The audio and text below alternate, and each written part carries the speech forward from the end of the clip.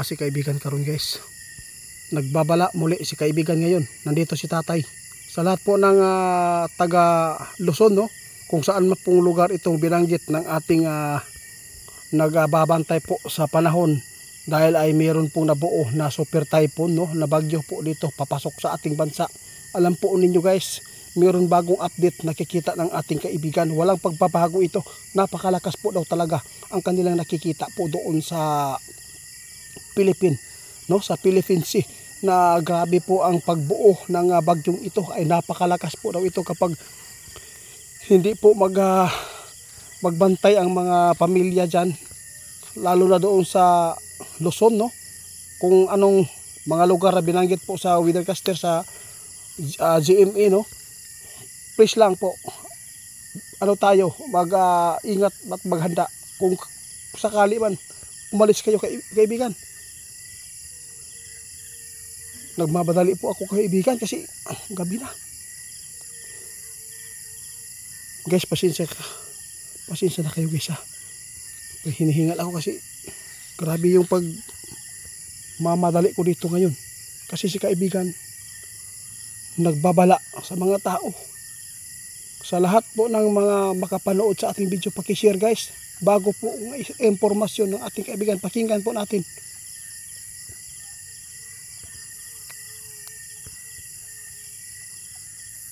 Wala na po bang pagbabago ito kaibigan? Nakita ng ating kaibigan guys, ha? Mas lalong lumakas po ngayon ang bagyo na nabuo po. Mas lalo pang lumakas, no, na nabuo po dyan sa karagatan ngayon. Kaya sa lahat po ng mga tao dyan na kung naalang sa inyo, nasa inyo lang po kung maniniwala kayo nito. Basta sinabi ng ating kaibigan, hanggat may chance pa tayong makalikas, lalo na yung mga bahay niyo dyan na nasa baba at laging naabot ng baha, please lang po, huwag po ninyong panghinayangan po. Ang importante, mahalaga po dito ay ang inyong kaligtasan. Nakita ng ating kaibigan doon sa kaharian, wala talagang pagbabago, mas lalong lumakas po ngayon. Kaibigan, ano po ang gagawin po natin dito para makatulong tayo sa mga tao? Ayaw po natin na may mga mapapahamak dyan. Lalo na dyan sa northern po, no, northern na Luzon, no, mag-ingat po kayo. Kasi punteriya po talaga kayo po dito sa binanggit po sa social media ngayon na lugar, no.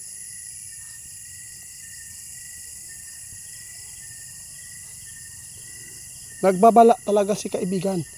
Kaya muli nilang ipinapaabot ngayong alas 10 na po ng gabi, dahil po sa kanilang nakikita na grabe po ang paggalaw talaga doon sa dagat, no. Grabe po talaga yung hangin na to guys, na iniipon po ngayon. Kaya nag-alala po kami guys. Kaibigan, oo, sinong hindi mag-alala guys?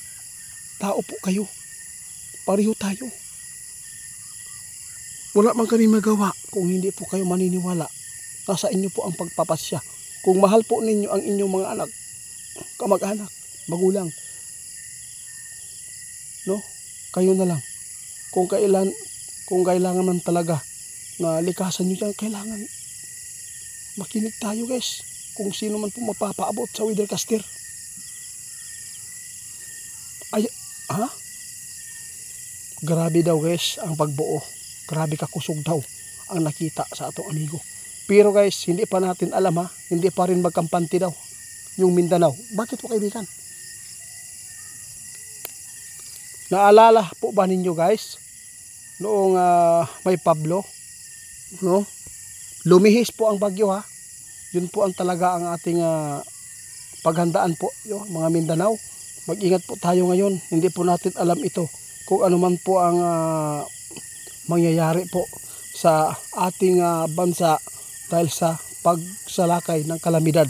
Lalo na ay grabe na po ang mga nangyayari po. Hindi na po talaga maganda ang takbo ng ating mundo kaibigan. Salamat sa inyong babala kaibigan.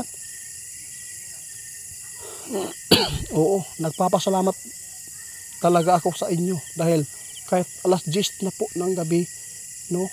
Nandito pa rin kayo dahil po sa inyong nakita doon sa inyong kaharian na grabe po ang paggalaw ng hangin na nabuo doon sa Philippine Sea. Kaya sa lahat ng pinapaalalahanan dyan ng, sa social media, yung mga weathercaster, sana po mapakinggan po natin ng mabuti at mapagpasyahan natin na tayo ay lumikas dyan po sa lugar ninyo. Gusto ba ninyo mabuhay pa na kumplito? Yun po ang nais po namin dito, kaibigan.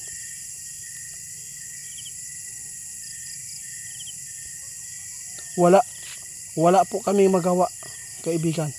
Kung itong pagpapaabot natin, kung wala naman pong sasagot, wala pong problema yan. Ang importante, nagawa natin po ang ating maitulong na ito ay paalala sa mga tao. Lalo na ang mga tao dyan na pakarami natin mga subscriber po sa lugar na yan, no? Kaluoy po ninyo guys, oy. Una-hunaon na to guys, malapit na po ang Disyembre. Hindi pa ito lubos na success na pagsalubong natin. Ang napakadelikado dito, kaibigan, sinabi ninyo na pagkatapos ng bagyong ito, may susunod na naman. Kaya walang ibang makakatulong kundi manalangin po tayong lahat. Tulungan po natin ang ating mga kapwa nating Pilipino na iligtas sana. Kung mayroon ng mapapahamak yung mga tao na lang sana, ng mga kurakot dyan sa Senado, sila lang po sana ang mabibiktima dito sa bagyo, sa baha. Sila lang sana po, no?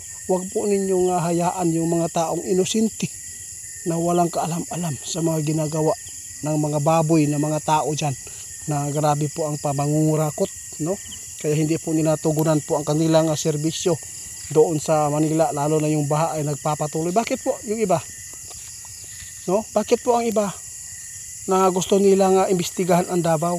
Hindi naman po laging baha dito sa Davao, doon man sa inyo, pero gusto niyo talaga na ang Davao ang imbestigahan dahil lang ba sa galit ninyo sa kay Sara Duterte? Sus, kawawa po, kawawa. Kaibigan, hindi ako magtatagal dito guys. Maraming salamat po, kaibigan. Dagang salamat sa inyo guys. Mag-amping tang tanan kay tungod kay ang kalibutan nato dili na normal. Ano po? Oo nga. Ang kalikasan ngayon guys, grabe na, seryoso na daw talaga ang kanilang paniningil po sa tao dahil po sa ginagawa na paninira po, pagsira nila sa kalikasan.